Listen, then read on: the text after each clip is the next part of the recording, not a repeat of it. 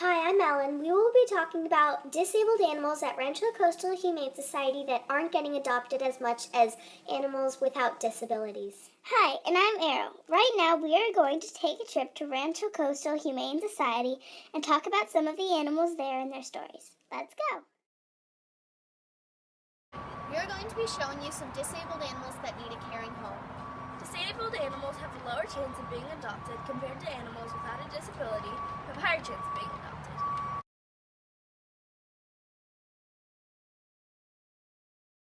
Hello, what is your name? My first name is John. My last name is a Dutch name. 2 words. It's Van Zanti.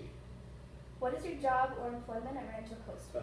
I'm the Director of Public Relations at Rancho Coastal Humane Society, which means that I work with the public, but more I work with the news media, television, radio stations, newspapers, magazines, and the internet. Tell us a little bit about the animals that are sheltered here and why you had to rescue them. The Rancho Coastal Humane Society have been transferred into us from other shelters.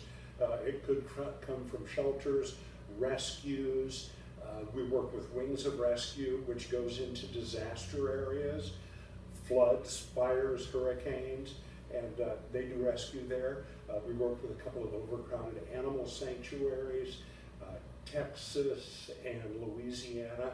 So where there are animals who have need, who maybe are running out of time, or the shelter's running out of space, those are some of the animals that come to Rancho Coastal Humane Society. What are some conditions that pets have that keep people from adopting them?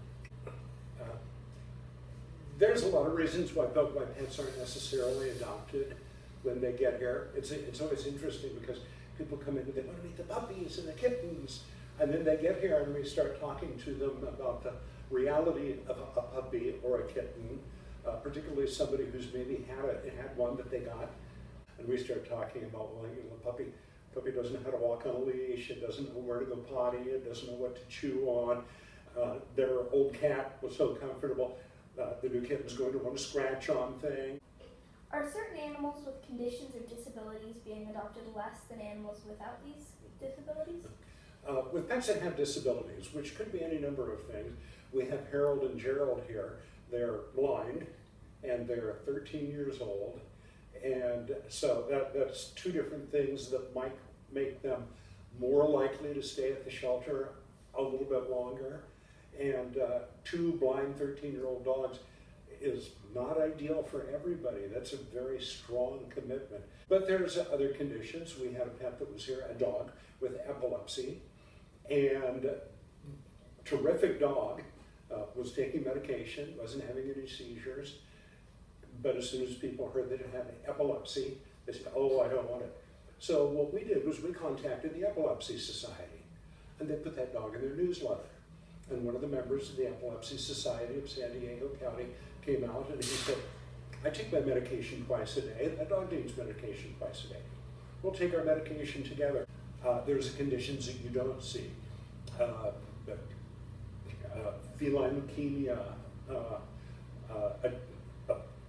hip or a knee that pops out of joint once in a while. Those are things that we need to make sure that somebody knows those conditions before they adopt.